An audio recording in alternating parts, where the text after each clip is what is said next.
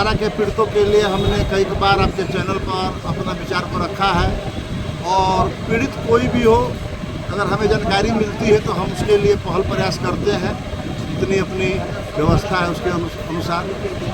सहारा और सेवी के बीच में कुछ जो है कि लोग पिस रहे हैं और एक उम्मीद भरी निगाहें रखे हैं, टकटकी लगाए हुए हैं, लेकिन कोई खास सार्थक नज़र नहीं आ रहा है।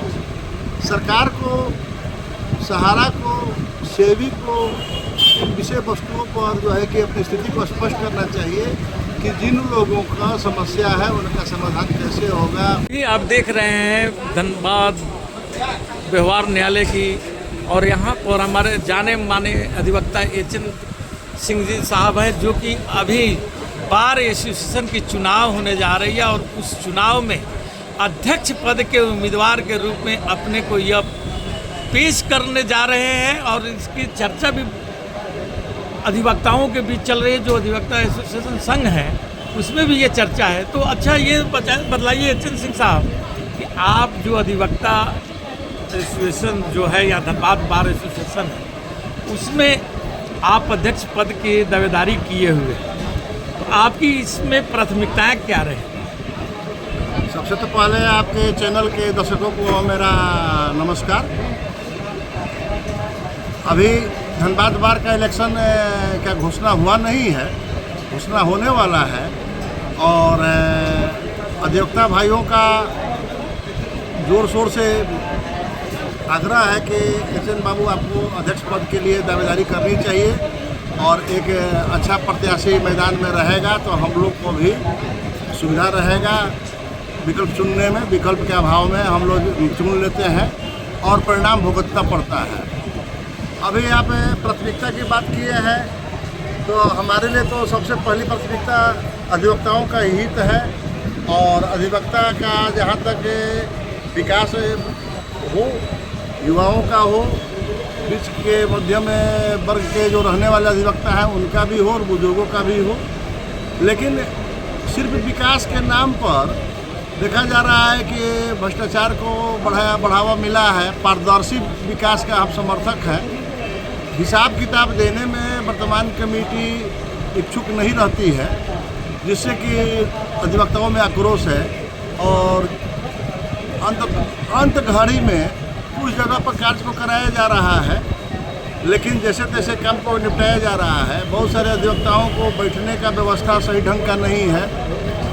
कुछ लोग को ही धनबाद बार का सुविधा मिल रहा है, मात्र 150 वकीलों के आसपास वकीलों के लिए बिल्डिंग का लाभ मिल रहा है। अधिकतर अधिवक्ता को आप देख रहे हैं कि सीजीएम कैंपस से लेकर के एसडीएम कैंपस में, एलआरडीसी कैंपस में और एसडीएम कैंपस के पीछे जो बना हुआ है 2-2 को सेट आप देख रहे हैं। तो इन सब तमाम जगहों पर बड़े पैमाने पर अधिवक्ता है, कुछ 28 कोट के नीचे है।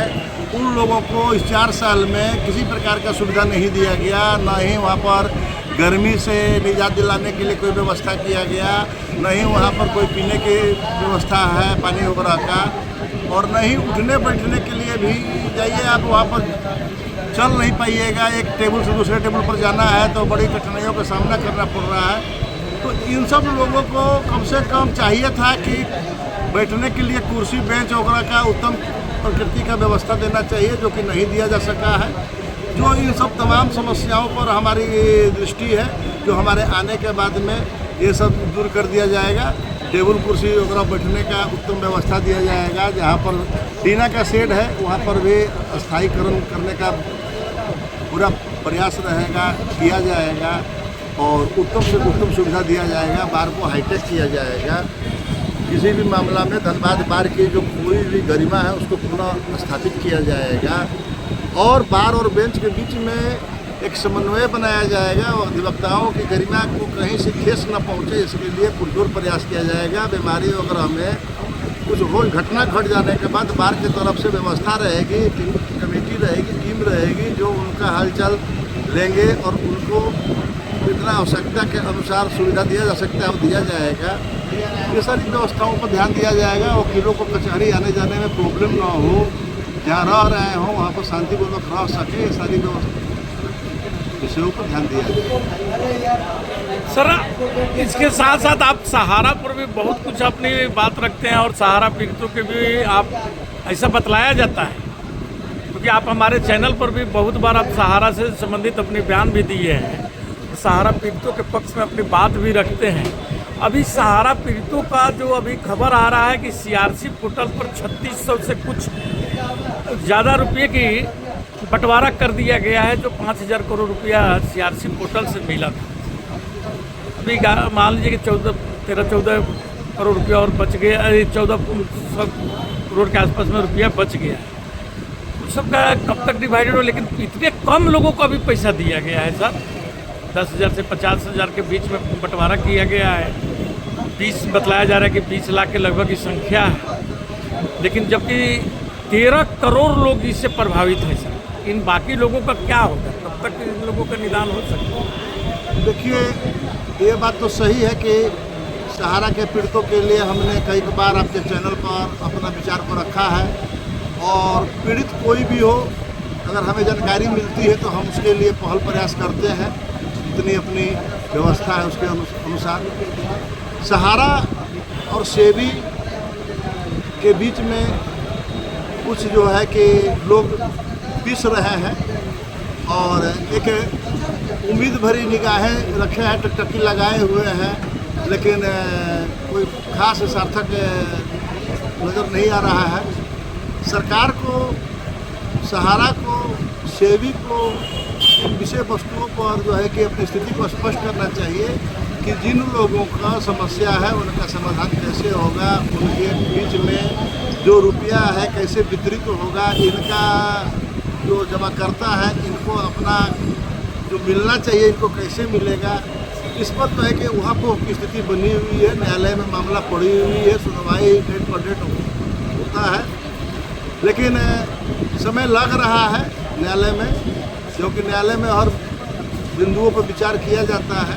समय लग रहा है, लेकिन सरकार को इस पर जो है कि मार्ग निकालना चाहिए कि कैसे इनकी समस्या के समाधान हो सके। सर, मतलब ये तो सहारा सेबी का केस के बारे में आप बताए, लेकिन सीआरसी पोर्टल जो सहकारिता मंत्रालय के अधीन में है और उसमें 5000 करोड़ रुपया सुप्रीम कोर्ट दिया था, उसका बंटवारा जो किया गया है उस पर आम जनता का ये जानने का, मतलब कि हमारे दर्शकों को बतलाइए कि 20 लाख लोगों को ही अब तक पैसा दिया गया है, तो बाकी लोगों को जो 13 करोड़ निवेशक है उनका कब तक ले निदान होगा? जो सरकार चुनाव को मद्देनजर रखते हुए नीतियां बनाती है और चुनाव में अपना लाभ लेती है और चुनाव जीतने के बाद में फिर से जनता को उसी तरह से छोड़ देती है जैसे पूर्व की स्थिति में, तो ऐसे सरकार को लिए हमारा अपील है सरकार से कि जो आपने जिस मकसद से सामने आए थे उस मकसद को पूरा करिए और जनता को और सहारा पीड़ितों को अधिक से अधिक लाभ दिलाइए और उनके बीच में जो रुपया फंसा हुआ है उसको बांटने का काम करिए। तो क्या सर, ये जो 5000 करोड़ रुपया अगर बढ़ जाता है तो उसके बाद और भी मांग कर सकता है सरकार क्या सुप्रीम कोर्ट से, जो सेबी के पास पैसा जमा है आम जनता का? देखिए, अगली राशि मांगने के लिए तो पहले आपको पुरानी राशि के विषय में जो आपको जवाबदेही थी, जिम्मेवारी थी, उसको आप भली भांति संचालन करिएगा, निर्वहन करिएगा, तभी आपको हक बनता है कि आप मांगिए।